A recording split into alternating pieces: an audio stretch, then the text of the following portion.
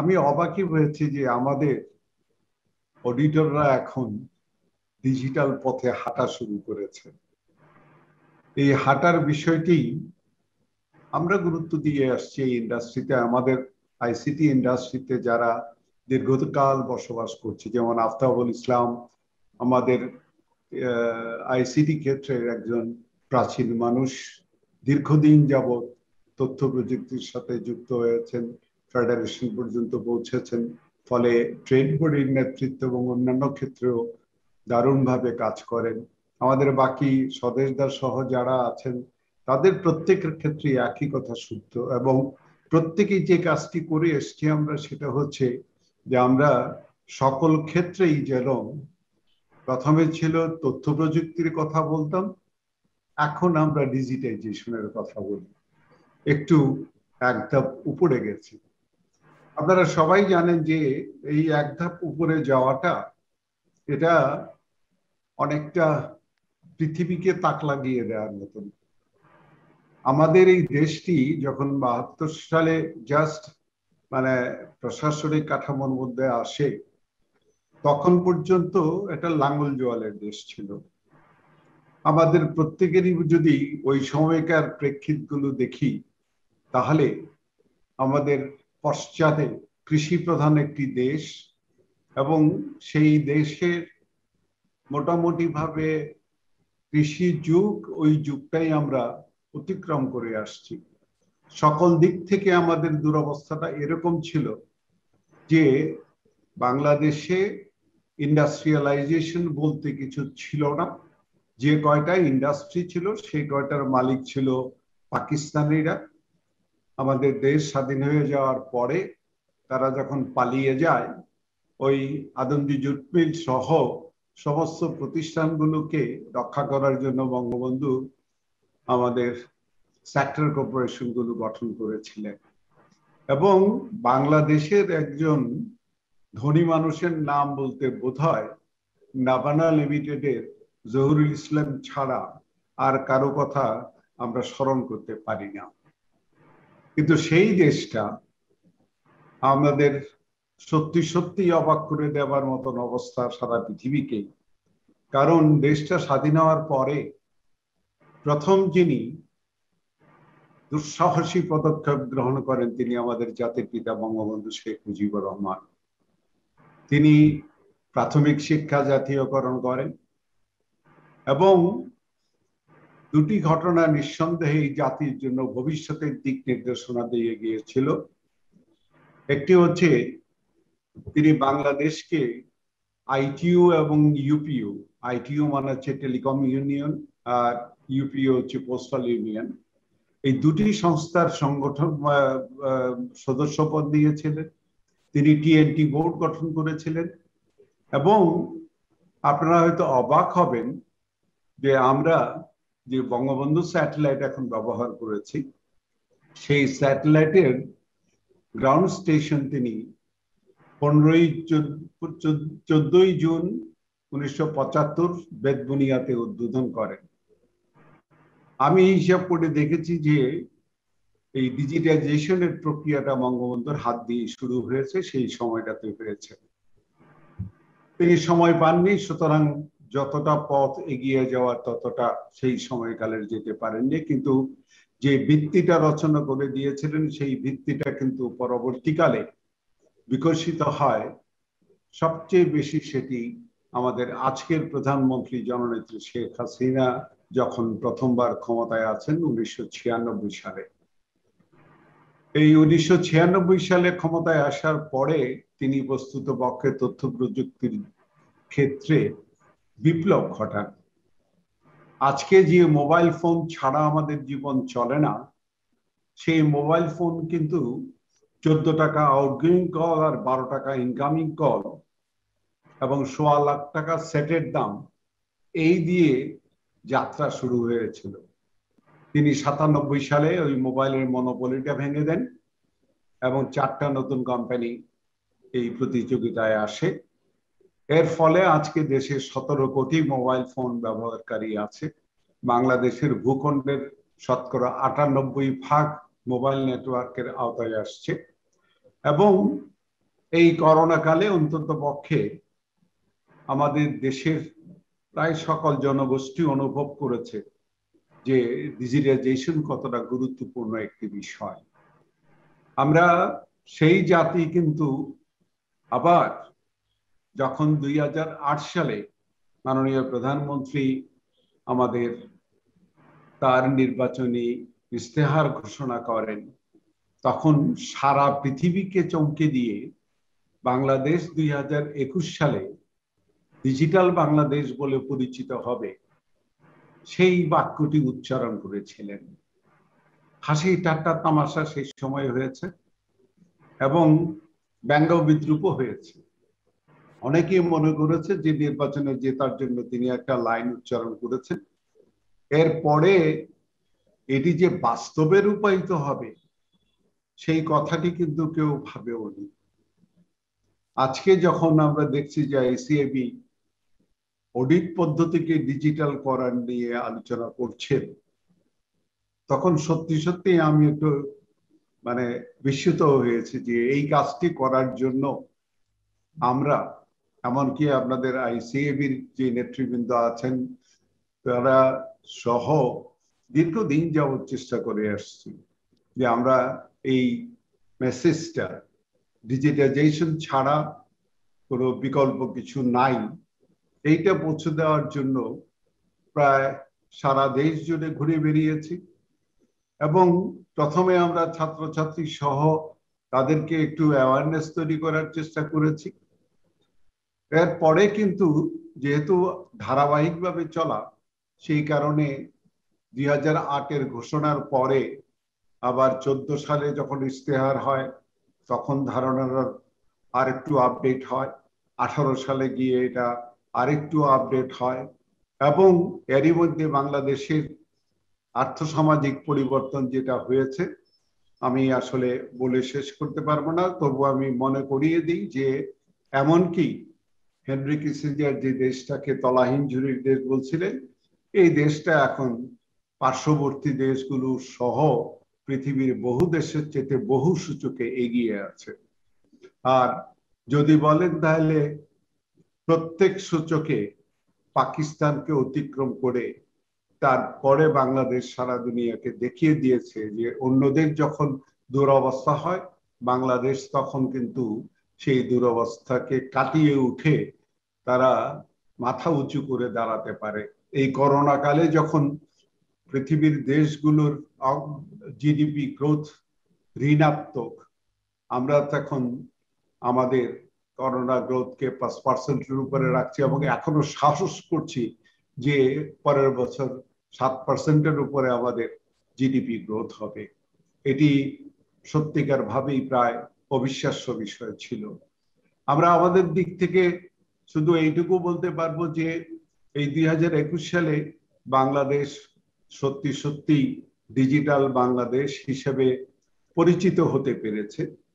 আমি এইটুকু বলি, এই প্রক্রিয়ার মধ্যে আমি ছিলাম, যেহেতু আমি আমাদের আওয়ামী লীগের মিডিয়া সেলে কাজ করেছি, সুতরাং ইশতেহার প্রণয়ন থেকে সবগুলো কাজের সাথে যুক্ত করেছি। আমরা কিন্তু বঙ্গবন্ধুর সোনার বাংলা তাকে বলেছি ডিজিটাল বাংলাদেশ। আমরা কিন্তু পার্টিকুলারলি এটা বলি নাই যে আমার দেশের এত পার্সেন্ট মোবাইল ফোন হলে এটা ডিজিটাল বাংলাদেশ হয়ে যাবে, অথবা অমুক কাজটা ডিজিটাইজ হলে আমাদের এই দেশটা ডিজিটাল হয়ে বাংলাদেশ হয়ে যাবে।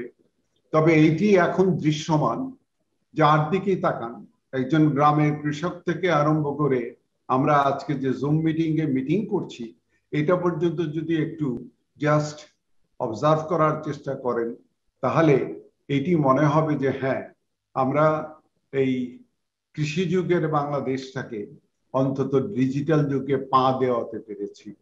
আমি একটা এক্সাম্পল দেই, যেমন ধরেন আমি সেই 19শে মার্চ যখন আমরা ইনফ্যাক্ট 17ই মার্চ থেকে করোনার জন্য লকডাউনে গেলাম, সেখান থেকে এই পর্যন্ত আমার অফিস মানে হলো আমার সামনে যে কম্পিউটারের পর্দাটা আছে এটা, এবং এই সময়কালের মধ্যে আমার অফিসের 0.1% কাজও পেন্ডিং থাকেনি। এই যে মিটিং করা থেকে আরম্ভ করে সামগ্রিক কর্মকাণ্ড পরিচালনা করা, আমাদের আপনারা যাদের কে ক্লায়েন্ট হিসেবে পান তাদেরকে জিজ্ঞেস করবেন, দেখবেন ঘরে বসে অফিস করা থেকে আরম্ভ করে হেন কাজ নাই যে কাজ ডিজিটাল পদ্ধতিতে করা হচ্ছে না। এমনকি আপনারা লক্ষ্য করে দেখবেন যে একেবারে গ্রামের কৃষক পর্যন্ত, আমরা গত বছরই এটাও করেছি যে কৃষকের ফসল ঢাকা শহরের সুপার স্টোর পর্যন্ত পৌঁছে যাচ্ছে এবং সে এই ফসলের মূল্যটা পাচ্ছে ডিজিটাল পদ্ধতিতে মোবাইল ফাইন্যান্সিয়াল সার্ভিসেসের দিক থেকে। এই যে পরিবর্তনগুলো হচ্ছে, সরকার এখন সম্পূর্ণভাবে ডিজিটাল পদ্ধতিতে কাজ করতে সক্ষম। এখন প্রত্যেকটা মিনিস্ট্রিতে কাজ করা হচ্ছে যাতে সেই পদ্ধতিটা প্রয়োগ করা যেতে পারে। তো আমি প্রাসঙ্গিকভাবে আপনাদের এই সেমিনারের সাথে মিলিয়ে আমি কথাগুলো বলতে চাই। আমাদের এই যে অগ্রযাত্রাটা, এই অগ্রযাত্রাটা কিন্তু একদিক থেকে যেমন ধরেন বিপদে পরেই আমরা অনেক ক্ষেত্রে ডিজিটাল হয়েছি, অন্য দিক থেকে এটিও অন্তত পক্ষে প্রমাণিত হয়েছে যে আমাদের জনগোষ্ঠী অত্যন্ত ইন্টেলিজেন্ট, মেধাবী এবং যে কোনো ইনোভেশনকে গ্রহণ করার ক্ষমতা রাখে। সেই কারণেই কিন্তু যদিও এখনো সামগ্রিকভাবে অতি সামান্য অংশই আমাদের যারা অডিটর তারা সফটওয়্যার ইউজ করা শুরু করেছেন, আমি নিশ্চিত আগামী কয়েক বছরের ভিতরে এই সামান্য অংশ কিন্তু মূল স্রোত হিসেবে দাঁড়িয়ে যাবে। এটি আমার অভিজ্ঞতা থেকে বলছি। দীর্ঘ প্রায় 34 বছরের উপরে ইন্ডাস্ট্রিতে থাকার ফলে আমরা দেখেছি কোথাও যদি আমরা কোনোভাবে এই ডিজিটাইজেশন প্রক্রিয়াটাকে প্রবেশ করাতে পারি তাহলে বাকি কাজটা কিন্তু এই সেক্টরে আপনা আপনি ডেভেলপ করে। আমি শুনলাম যে এর মধ্যে আপনাদের 54টা বা 56টা ফার্ম সফটওয়্যারের লাইসেন্স নিয়েছে এবং এই লাইসেন্স নেওয়ার মানে হচ্ছে তারা ব্যবহার করছে, তার মানে তাদের জনবল প্রশিক্ষিত করার থেকে কাস্টমারদের পর্যন্ত, তাদের যারা গ্রাহক তাদেরকে পর্যন্ত প্রশিক্ষণ দেয়া, এই সমস্ত কিছুর ক্ষেত্রে একটা অগ্রণী ভূমিকা পালন করছে। প্রথম দিকে কিন্তু এটা চ্যালেঞ্জিং মনে হয়, তার কারণ হচ্ছে আমাদের যে প্রজন্ম এখনো নেতৃত্বে আছে সেই প্রজন্মের কাছে এই প্রযুক্তিগুলো আসলে একেবারেই নতুন মনে হয়, অচেনা মনে হয়। আমরা এইসব ব্যবহার করতে পারবো কিনা নানা ধরনের প্রশ্ন এবং জিজ্ঞাসা আমাদের সামনে থাকে। কিন্তু যখন আপনি শুরুটা করে দেন তখন কিন্তু এটা আস্তে আস্তে আপনার আয়ত্তে চলে আসে এবং আমি আগেও বলেছি যে বাঙালিরা অসম্ভবভাবে আপনার নতুন কিছু গ্রহণ করার সক্ষমতা রাখে। এই নতুন কিছু গ্রহণ করার সক্ষমতা রাখে বলেই কিন্তু আমার গ্রামের কৃষক মোবাইলের উপরে নির্ভর করে দিয়ে তার জীবনযাত্রা পর্যন্ত বদলে ফেলতে সক্ষম হয়েছে। এবার দেখেছেন আপনারা যে শিক্ষার যে অনলাইন রূপান্তরটা, আমি বস্তির ছেলে মেয়েদেরকে পর্যন্ত দেখেছি যে তারা স্মার্টফোন ব্যবহার করে অনলাইন এডুকেশন নিচ্ছে এবং এমনি ভাবে আপনার সকল ক্ষেত্রেই একটা বড় ধরনের প্রভাব পড়েছে। এই প্রভাবটা আমি মনে করি যে আমাদের জন্য অত্যন্ত গুরুত্বপূর্ণ এবং আমি এটা বিশ্বাস করি যে আগামী দিনে আমরা যে পদ্ধতিতে কাজ করে এখনো পর্যন্ত বেশিরভাগ ক্ষেত্রেই এগিয়ে যাচ্ছি সেই পদ্ধতিটাকে টোটালি রিপ্লেস করবে ডিজিটাইজেশন। আপনারা এরই মধ্যে জানেন যে সারা পৃথিবী আমাদের একটি নতুন যুগের কথা চিন্তা করছে, সেই যুগটা হচ্ছে ডিজিটাল যুগ এবং এই শিল্প বিপ্লবের ক্ষেত্রে কৃষি যুগ, তারপরে শিল্প যুগের আপনার 3টা স্তর, প্রাথমিকভাবে যেটা যন্ত্রের যুগ, দ্বিতীয় হলো বিদ্যুতের যুগ, তৃতীয় হলো আইসিটির যুগ। এই 3টা যুগ অতিক্রম করে এখন ডিজিটাল যুগে প্রবেশ করতে যাচ্ছে। এই ডিজিটাল যুগে প্রবেশ করতার মানে হচ্ছে কিন্তু আপনি একদিকে চিন্তা করবেন ক্যাশলেস সোসাইটির কথা, আপনি অন্যদিকে চিন্তা করবেন যে ট্রান্সপারেন্সিকে এনশিওর করা এবং আমি মনে করি অডিটর হিসেবে আপনাদের জন্য এই চ্যালেঞ্জটা খুব দ্রুত আসবে যে চারপাশে যখন ডিজিটাইজেশন হয়েছে তখন কাগজে লিখে যদি অডিট রিপোর্ট দেন সেইটি হয়তো গ্রহণযোগ্যই হবে না।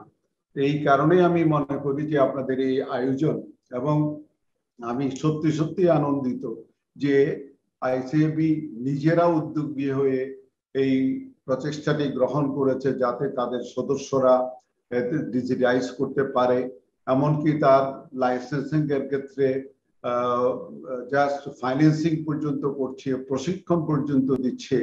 এটি আমাদের অভিজ্ঞতায় বলে, আমরা যারা ট্রেড বডি করে আসছি আমরা লক্ষ্য করেছি।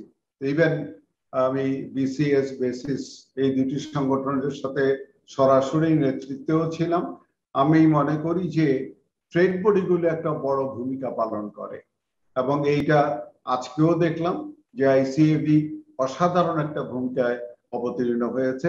এবং এইটা আমাদের এই ফাইন্যান্সিয়াল সেক্টর প্রধানত অথবা ইন্ডাস্ট্রিয়াল সেক্টর এই ক্ষেত্রে যে নিরীক্ষার বিষয়টা আছে সেইটাকে সত্যি সত্যি আপনার একটা নতুন দিগন্তে উন্মোচন করে নিয়ে যাবে। এখন যারা আপনাদের সদস্য আছেন তাদেরকে যেভাবে আপনারা উৎসাহ দিচ্ছেন, অগ্রায়ন করছেন, সামনের দিকে নিয়ে যাওয়ার জন্য চেষ্টা করছেন, আমি খুশি হয়েছি এটুকু জেনে যে আপনারা কেবল লাইসেন্স কিনে দিয়েই আপনারা নিজেদেরকে সীমিত করে রাখেননি, প্রশিক্ষণের ব্যবস্থা করছেন। এবং এর ফলে আমাদের যে ট্রেড বডিগুলো আছে বা আমাদের যেই সব এই সংস্থাগুলো সদস্যদের জন্য কাজ করে সেইখানেও কিন্তু আপনারা একটা অনন্য দৃষ্টান্ত স্থাপন করেছেন। আমি যেটুকু মানে শেষের দিকে বলতে চাই সেটি হচ্ছে যে আমরা ডিজিটাল যুগে পা দিয়ে ফেলেছি। এখন আমার চিন্তাটাকে ডিজিটাল যুগের কথা ভেবেই আমাকে চিন্তা করতে হবে। একই সাথে আমি যদি এই যুগের সাথে নিজেকে তাল মিলিয়ে চলতে না পারি তাহলে আমার এই পৃথিবীতে অস্তিত্ব টিকিয়ে রাখা কঠিন হয়ে যাবে। আমি মারিয়ার প্রেজেন্টেশনে ওই দু তিনটা শব্দ দেখলাম, তার মধ্যে আর্টিফিশিয়াল ইন্টেলিজেন্স এবং আরো যে বিষয়গুলো আছে সেগুলোর কথা বলা আছে। তার মানে হচ্ছে কিন্তু আপনি মাথায় রাখছেন যে আপনাকে আর্টিফিশিয়াল ইন্টেলিজেন্স ব্যবহার করতে হবে, আপনাকে আইওটি ব্যবহার করতে হবে, আপনাকে রোবোটিক্স ব্যবহার করতে হবে, এবং আপনার সমস্ত প্রক্রিয়ার মধ্যে সমস্ত কিছুই যদি ডিজিটাল হয়ে যায় আপনি অডিটকে কাগজের বস্তুতে রেখে দিয়ে ওই যুগের সাথে তাল মিলিয়ে চলতে পারবেন না।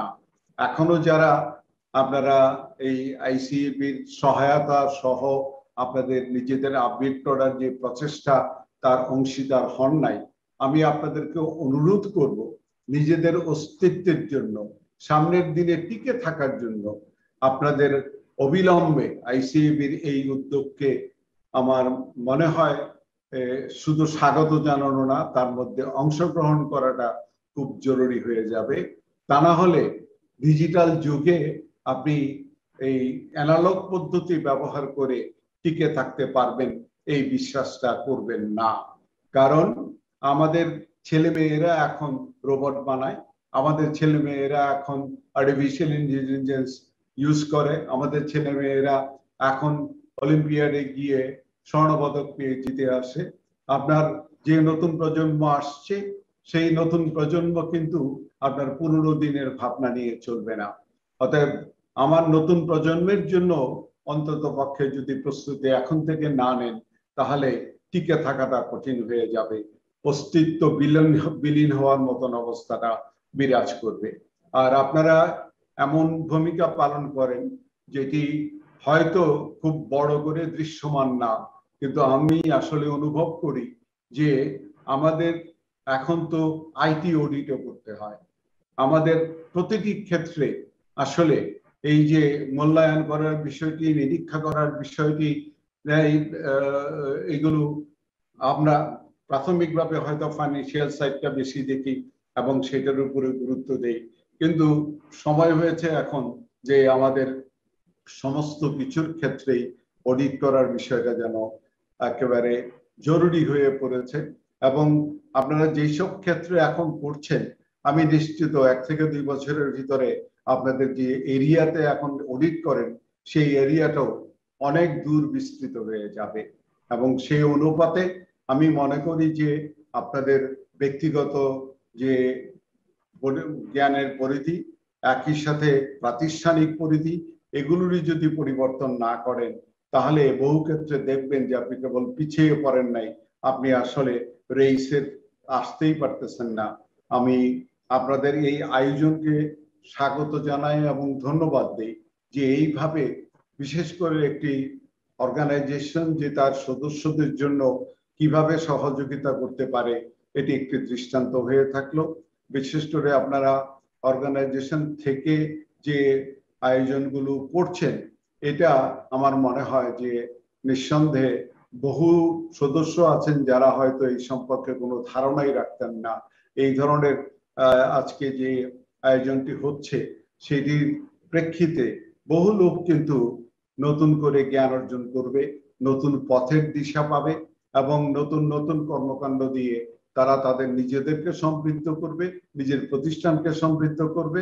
আমরা যারা আপনাদের গ্রাহক, আমরা উপকৃত হব, কারণ আমাদের নতুন সময়ের সাথে চ্যালেঞ্জ মোকাবেলা করার জন্য এটি সবচেয়ে বড় একটা বিষয় হয়ে দাঁড়াবে। সুতরাং আমরা প্রত্যাশা করি যে আমাদের যারা অডিটর আছেন তারা তাদের দক্ষতার ক্ষেত্রে ডিজিটাল এই শব্দটিকে সবচেয়ে গুরুত্ব দিয়ে যেন বিবেচনা করেন।